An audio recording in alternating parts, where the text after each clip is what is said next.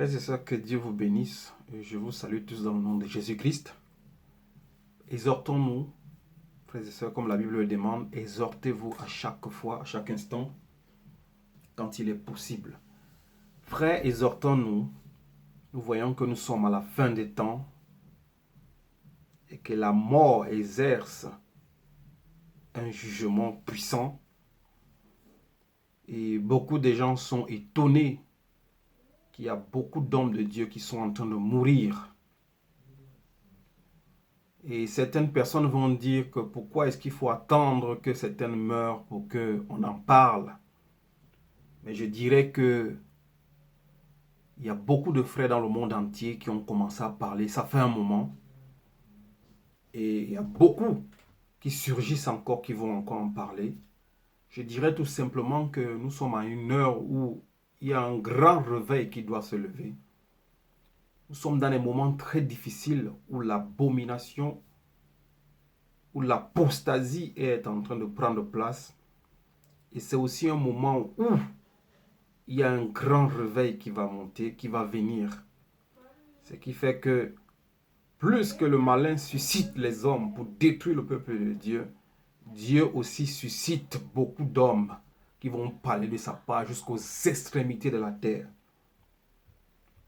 C'est pour cela nous ne parlons pas parce qu'il y a des deuils, parce qu'il y a des décès des soi-disant grands hommes de Dieu qui meurent, mais nous parlons parce que il faut continuer à avertir le peuple de Dieu, comme ceux qui l'ont commencé à le faire depuis longtemps.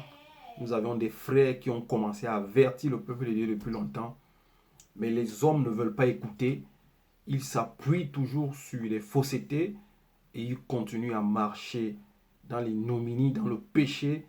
Beaucoup d'entre eux sont condamnés aujourd'hui à cause de ces soi-disant grands hommes de Dieu, prophètes, bishops, apôtres, général de Dieu, commandant, capitaine de Dieu et tout cela. Mes frères et sœurs, c'est poussé par l'esprit que les hommes ont parlé de la part de Dieu. Nous préférons rester dans l'ombre parce que ce n'est pas pour notre gloire, mais c'est pour la gloire de Dieu que nous parlons. Alors que le Seigneur qui nous a exhortés, qui nous a poussés par son esprit à parler de sa part, continue à nous donner l'ainsi dit l'Éternel, afin que nous puissions édifier ceux qui seront disponibles et qui pourront comprendre, parce que tous ne seront pas sauvés. Ce n'est pas des choses que nous faisons post-mortem parce que certaines personnes sont mortes que nous en parlons. Mais si vous suivez certains messages que nous avions eu à partager et que d'autres, comme je disais, ont déjà partagé, vous devez comprendre depuis un bon moment qu'il y a beaucoup dans le corps du Christ, des loups qui sont rentrés dans le corps du Christ, qui ne font pas la volonté de Dieu et qui ne pratiquent pas la volonté de Dieu. Beaucoup d'entre eux, je dirais, étaient appelés au départ à servir Dieu, mais ils ont choisi plutôt l'amour du monde. Et la Bible déclare dans le livre de Romains que celui qui aime l'amour du monde, qui a l'amour du monde, est ennemi de Dieu. Donc nous dirons, tout homme de Dieu aujourd'hui qui a l'amour du monde en lui. L'amour du monde, ça explique beaucoup de choses. Avoir l'amour du monde en toi, c'est aimer les choses du monde. Tout ce qui aime, ce qui est bling bling, des grosses voitures. Je ne dis pas que c'est une mauvaise chose d'avoir une belle voiture, d'avoir une belle maison. Mais si vous voyez des hommes qui s'appuient toujours sur leurs biens, des hommes qui aiment toujours présenter leurs biens matériels, financiers, physiques, faites attention à ce genre d'hommes. C'est des hommes qui ont l'amour du monde en eux. Et Dieu dit, celui qui a l'amour du monde en lui est ennemi de Dieu. Et nous voyons que c'est ce genre d'hommes qui sont des soi-disant grands hommes de Dieu aujourd'hui dans le monde. Et c'est eux qui sont le plus suivis par le monde. Mais vous serez surpris parce que beaucoup d'entre eux ne connaissent pas Dieu. Beaucoup d'entre eux ont commencé avec Dieu. Certains, pas tous, ont commencé avec Dieu. Mais plus tard, ils ont été gagnés par l'amour du monde. Ils ont quitté la voie de l'évangile pur et de l'éternel qui était l'espérance. Parce qu'un vrai chrétien cherche Dieu parce qu'il veut vivre l'espérance de Dieu. Il croit à une vie éternelle. C'est ça le but d'un vrai chrétien. Mais aujourd'hui, nous voyons que ces grands pasteurs nous poussent à l'enrichissement, à l'abondance des choses du monde. Ils nous poussent à chercher plutôt les œuvres de la chair qui glorifient nos chairs au lieu de chercher les œuvres de l'esprit et de chercher le véritable prix qui est l'espérance en Jésus-Christ et en Dieu pour vivre l'éternité avec eux. Alors je dirais, dans ma petite expérience et ma petite sagesse, la Bible de Dieu est un mystère. Si Dieu ne te révèle pas ces mystères, tu ne pourrais pas comprendre. Je ne suis rien, je suis le dernier de ceux que Dieu a choisis pour parler de sa part. Mais mon point de vue est très important. C'est pour ça que je dis, frères et sœurs, prenez le temps d'écouter ce message. Dieu a des choses à nous dire. La Bible dit dans le livre de Hébreux 4, 7, si je ne me trompe pas, il dit bien, aujourd'hui, si vous entendez encore cette voix aujourd'hui, frères et sœurs, il est mieux que chacun se répande. Dieu ne tient pas compte de notre temps d'ignorance. Nous sommes restés dans l'ignorance pendant un bon moment. Nous nous sommes contentés de nos bêtises. Mais Dieu est amour. Certaines personnes disent, mais Dieu tarde à venir, Dieu ne vient pas, comme il est écrit dans la Bible. Mais le Seigneur Jésus-Christ dit, il tarde à venir parce qu'il aimerait que beaucoup d'entre nous encore, qui sont encore dehors, rentrent dans la bergerie. Frères et sœurs, l'heure est très grave. Le monde va mal. L'univers est en train de pourrir. On nous parle de la technologie, du développement des choses, mais nous voyons que l'être humain perd sa sociabilité. L'être humain perd son côté humain. L'être humain devient plus qu'un animal même d'ailleurs. Même la nature le prouve que le monde va mal. Frères et sœurs, la Bible déclare, nous n'avions pas à juger, mais c'est par erreur parfois que les gens utilisent ce verset, ne jugez pas, afin que vous ne soyez pas jugés. Nous ne sommes pas là pour juger les gens du monde, je dirais les gens du dehors ou encore les païens, mais nous sommes là pour juger ceux qui se disent enfants de Dieu. Et c'est un droit, comme le dit dans le livre de 1 Corinthiens 5:12, nous allons le lire tout à l'heure. Si nous nous disons enfants de Dieu, nous devrions nous juger. Ça permet à ce que le malin ne prenne pas place dans notre milieu. C'est pour cela que nous parlons de ces choses, afin que ceux qui sont dans l'erreur, qu'ils sortent et qu'ils lavent leur linge, afin qu'ils soient purs. Parce que nous sommes dans les moments de la fin où l'Esprit de Dieu est aussi en train de frapper certaines personnes.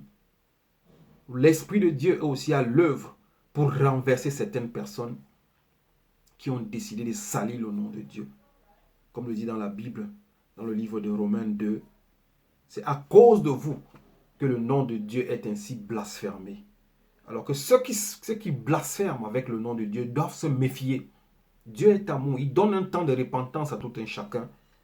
Mais beaucoup pensent que Dieu ne voit rien, il ne fera rien, il continue à faire les bêtises. Quand nous regardons dans le net, il y a des gens qui se disent hommes de Dieu qui enseignent les gens. Quand tu écoutes les enseignements, tu as mal au cœur. Tu as envie d'aller attraper ces gens par leurs mains. Tu te demandes, mais de quel Dieu parles-tu? Il y a beaucoup de jeunes aujourd'hui qui se disent des pasteurs. Comme il y a un certain qu'on appelle Kislov. Frères et sœurs, quand vous entendez ce que ce gars-là dit, vous avez l'envie de l'attraper. Mais c'est à Dieu qu'appartient la vengeance et la rétribution.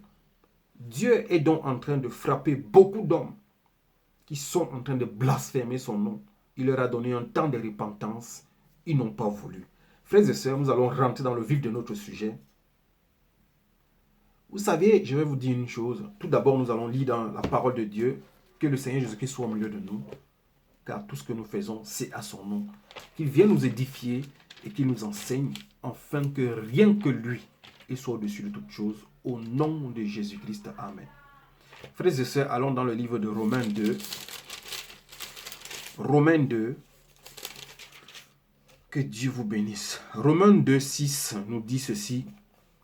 Nous ne faisons rien sans la parole de Dieu. Tout ce que nous allons dire viendra de la parole de Dieu. Romains 6, 2 nous dit ceci. Il traitera chacun conformément à ses actes. Mon frère, ma soeur, chacun d'entre nous sera traité conformément à ses actes. Si tu marches dans la vérité, dans la justice, tu vivras la vérité et la justice. Si tu marches dans le mensonge, dans le vol, dans l'amour du monde, tu vivras selon le jugement de ce que tu fais. Dieu rendra à chacun selon ses actes. Donc ne soyez pas surpris aujourd'hui quand vous voyez beaucoup d'hommes de Dieu, beaucoup de soi-disant hommes de Dieu qui meurent. On ne se moque pas de la mort, on ne se moque pas de ceux qui meurent, mais nous disons tout simplement que beaucoup d'entre nous ont toujours crié, de nos plus grands frères qui ont commencé à crier des années aujourd'hui, comme un certain Georges de Jésus-Christ TV. Il y en a beaucoup d'entre eux comme ça qui ont crié, qui ont lancé des cris d'alarme par rapport à beaucoup de faux hommes de Dieu, mais beaucoup ne veulent pas leur écouter. Mais je dirais, certains leur ont même traité de fous. Mais vous verrez que la vérité ne se cache pas. On n'allume pas une lampe pour qu'elle soit cachée, mais on la pose sur son socle afin que l'humanité, que cette lampe se voie. La vérité sortira au jour. Frères et sœurs, il faut que vous compreniez une chose. Dieu est amour. S'il laisse ce temps d'approbation, c'est pour qu'il veut que beaucoup d'entre nous se répandent. Ne prenez pas ce temps pour jouer avec vos vies, avec les soi-disant prophètes. J'avais fait un message auparavant où je dis Jésus-Christ est le dernier prophète. Et celui qui veut être sauvé ou celui qui veut connaître Dieu doit passer par Jésus-Christ. Tu dois écouter la parole de Jésus-Christ, les recommandations de Jésus-Christ. C'est alors que Jésus-Christ et le Père viendront habiter en toi. Tu dois écouter les paroles des apôtres, des vrais apôtres de Dieu qu'ils ont laissés. Car la Bible déclare, nous sommes édifiés sur les fondements des apôtres et des prophètes. Frères et sœurs, les véritables prophètes, ils sont passés. Les Isaïe et tout le reste. Le dernier des prophètes, l'avant-dernier des prophètes était Jean-Baptiste. Et le dernier des prophètes était Jésus-Christ. Il n'y a plus de prophètes sur terre. Dieu ne veut plus parler à travers des hommes, mais Dieu veut parler directement à toi-même, à toi ma soeur, à toi mon frère. Donc si tu refuses de faire de ton corps le temple de Dieu, Dieu ne te parlera pas. Parce qu'il y a tout dans la parole de Dieu. Si tu crois, si tu fais de ton corps le temple de Dieu, Dieu, par la puissance du Saint-Esprit, t'enseignera tout ce qui est dans la Bible. Mais Dieu n'a plus besoin de qu'il y ait un intermédiaire entre lui et toi, qui est un prophète né d'une femme. C'est pour cela que Dieu veut tout simplement te parler à toi directement. La Bible déclare dans le livre d'Exode 33, Dieu parlait face à face à Moïse, comme un ami parle à son ami. C'est la même chose que Dieu veut faire de toi. Il ne veut plus passer par quelqu'un pour te parler. Parce que devant Dieu, il n'y a pas d'acception. Devant Dieu, il n'y a pas de plus grand. Nous sommes tous égaux devant Dieu. Alors si tu refuses que Dieu te parle face à face ou qu'il habite en toi, il ne veut même pas te parler face à face, mais il veut habiter en toi par son esprit. Si tu ne le veux pas, Dieu ne te parlera pas. C'est pour cela que tu seras manipulé. C'est pour cela que tu seras comme un ballon où chacun pourra taper dessus. On va t'utiliser, on va te détruire. Frères et sœurs, tout simplement ce que je vais dire, c'est que nous devrions voir et comprendre. Tout d'abord, nous allons aller dans le livre de 1 Pierre pour poser les fondements de la parole de Dieu. Posons les fondements afin que les gens ne disent pas que nous jugeons. Parce que c'est un droit. La Bible déclare, ne faites pas foi à tout esprit, mais discernez tout esprit. Ne faites pas non plus foi à toute prophétie, mais examinez toute prophétie.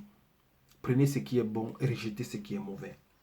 Alors, nous examinons les vies de certaines personnes qui se disent hommes de Dieu, qui se disent prophètes. Et comme la Bible le déclare, vous les reconnaîtrez par les actes. Par les actes, nous avons reconnu que beaucoup d'entre eux sont des faux hommes de Dieu. Et beaucoup d'entre eux ont juste une envie de s'enrichir. Ils sont là pour leur ventre et leur bas-ventre, comme le dit l'apôtre Paul. C'est pour cela, nous ne jugeons pas les païens. Nous ne jugeons pas ceux qui sont dans le monde. Nous parlons de ceux qui se disent chrétiens. Beaucoup d'entre eux ne sont pas des chrétiens. Beaucoup d'entre eux sont là pour leur ventre et leur bas-ventre. Ils sont venus s'enrichir. Ils veulent faire de la terre leur royaume, alors que nous, notre royaume est celui qui vient, la Jérusalem nouvelle. Nous qui espérons en notre Seigneur et Sauveur Jésus-Christ, nous ne regardons pas le royaume de la terre, nous regardons plutôt ce qui est en haut. Mais ces gens d'aujourd'hui qui disent qu'ils sont des prophètes, des bishops, veulent nous faire regarder la richesse de ce monde qui est éphémère et qui brûlera dans le feu éternel. 1 Pierre 4. 1 Pierre 4, 7. 1 Pierre 4, 17 nous dit. 1 Pierre 4, 17 nous dit. Je lis au nom de Jésus-Christ. En effet, il vaut mieux. Le livre de 1 Pierre 4, 17. Oui. 1 Pierre 4, 17, excusez-moi, nous dit.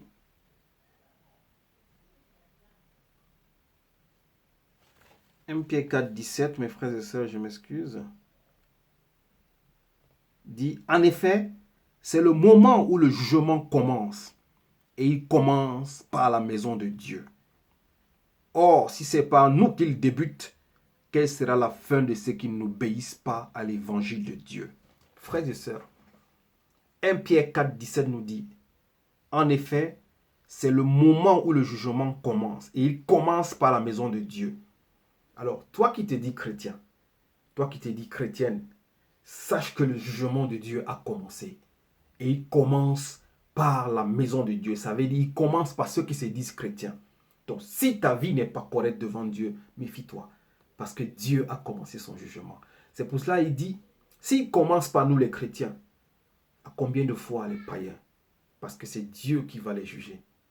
Mais nous, Dieu commence à juger ceux qui se disent chrétiens dès maintenant. C'est pour cela, ne soyez pas surpris si vous voyez des gens mourir. Dieu a donné un temps d'approbation où beaucoup devaient se repentir. Mais ils ont continué à s'empiéter dans le mal. C'est pour cela que beaucoup de têtes sont en train de tomber et beaucoup vont encore tomber.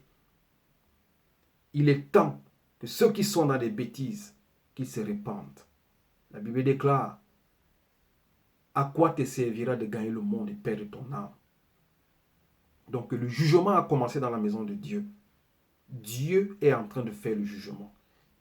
Parce que beaucoup sont allés trop loin et ils continuent à aller loin. Ils font à ce que le nom de Dieu est blasphémé. Beaucoup blasphèment même aujourd'hui avec le Saint-Esprit. Le Seigneur Jésus-Christ a dit, vous pouvez blasphémer avec mon nom. Mais celui qui touche au Saint-Esprit, sa situation sera plus pire. Et beaucoup de gens aujourd'hui blasphèment avec le Saint-Esprit. Le Saint-Esprit qui nous aide, qui nous garde, qui retient encore l'impie aujourd'hui. Les gens osent blasphémer avec l'Esprit de Dieu. Alors le jugement de Dieu a commencé. Vous êtes surpris quand vous voyez les gens mourir. Mais il y aura beaucoup qui vont mourir. Personne n'est éternel. Mais beaucoup mourront. Ils ne vivront même pas leurs biens. Ils ne vivront même pas de leur richesse. Ils ne vivront même pas de ce qu'ils ont emmagasiné. Et pourtant, ce n'est pas ça. Quand nous allons dans le psaume 128, nous voyons la richesse. Nous voyons comment Dieu donne la vie à ceux qui sont ses vrais serviteurs. 1 Corinthiens 5, 12. Donc le jugement a commencé, frères et sœurs. Que chacun se tienne bien. Si tu es chrétien, correcte ta vie. Si tu n'es pas chrétien, rentre dans le monde et vis et attends ton jugement. Mais toi qui est soi-disant chrétien, si tu ne tiens pas ta vie comme il se doit, tu seras frappé par la main de l'Éternel.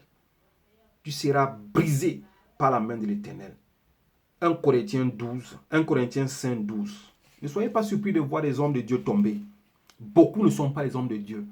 C'est des voleurs, c'est des loups ravisseurs qui ont porté la touche.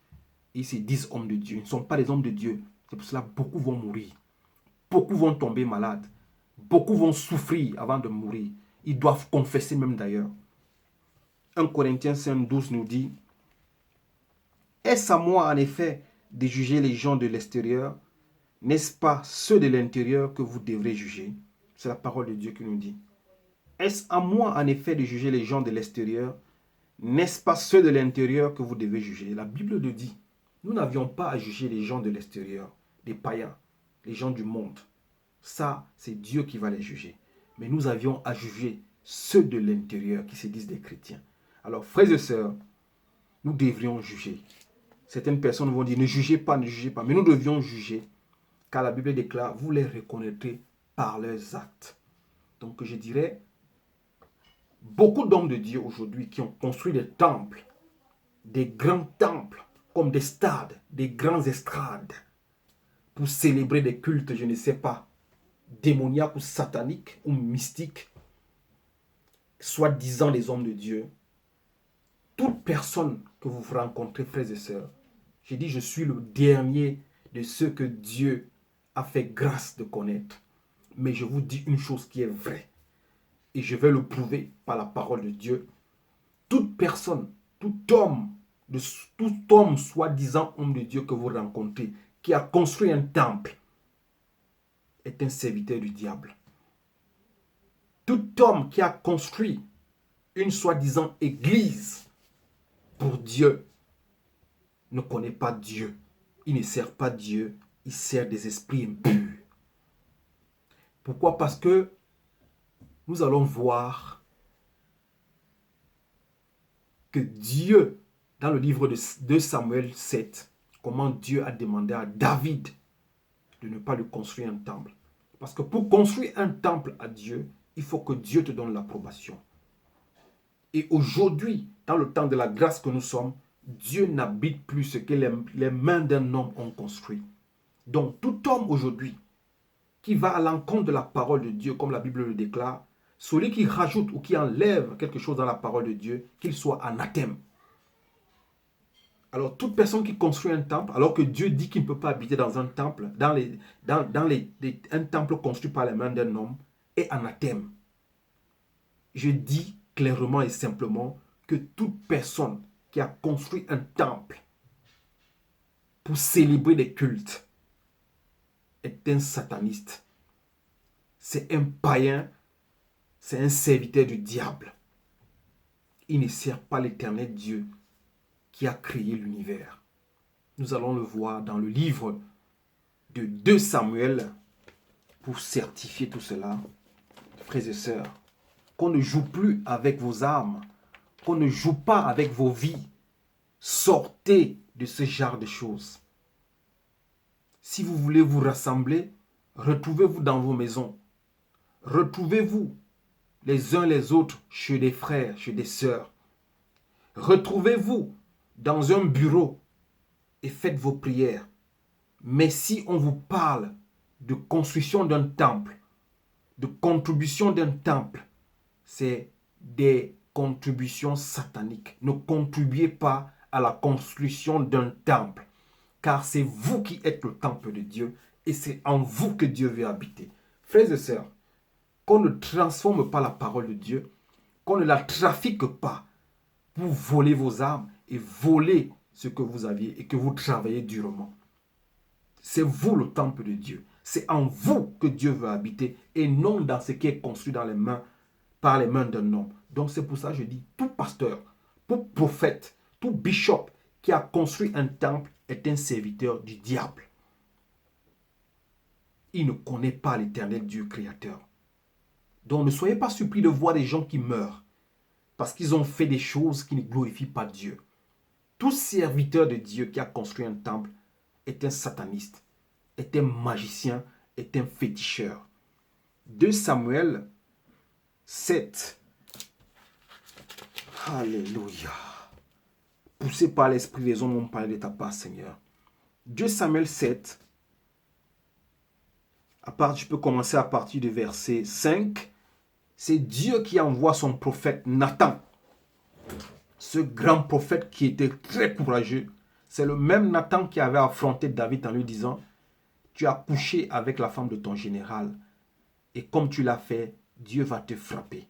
C'est le même Nathan qui était prophète à l'époque de David. David, qui était l'homme selon le cœur de Dieu, a voulu construire un temple à Dieu. Dieu lui a dit non, ce n'est pas à toi de le faire. Lisons-le dans les Écritures. 2 Samuel 7, 5 nous dit, va annoncer à mon serviteur David, voici ce que dit l'Éternel. Est-ce à toi de me construire une maison pour que j'y habite? Ça, c'est la question que Dieu pose à David. Il dit à Nathan, va dire à David, est-ce à toi, David, de me construire une maison où j'habite? Je continue la lecture. En effet, je n'ai pas habité dans une maison depuis le jour où j'ai fait sortir Israël d'Égypte. Dieu n'a jamais habité dans une maison depuis qu'il a sorti Israël d'Égypte. Il n'habitait pas dans une maison. Jusqu'aujourd'hui, j'ai voyagé sur une tente. Il a marché avec Israël étant sur une tente. Mais il n'habitait pas la tente. Comme la Bible le dit, Dieu marchait devant son peuple. La nuit comme une colonne de feu, le jour comme une colonne de fumée, une colonne de nuée. Frères et sœurs, Dieu n'a jamais habité une tente. Dieu n'avait jamais demandé à quelqu'un de lui construire un temple. C'est là où David décide de construire un temple à Dieu. Et Dieu envoie Nathan. Demande à David, est-ce à lui de me construire une maison que j'habite? Jusqu'aujourd'hui, j'ai voyagé sur une tente dans un tabernacle.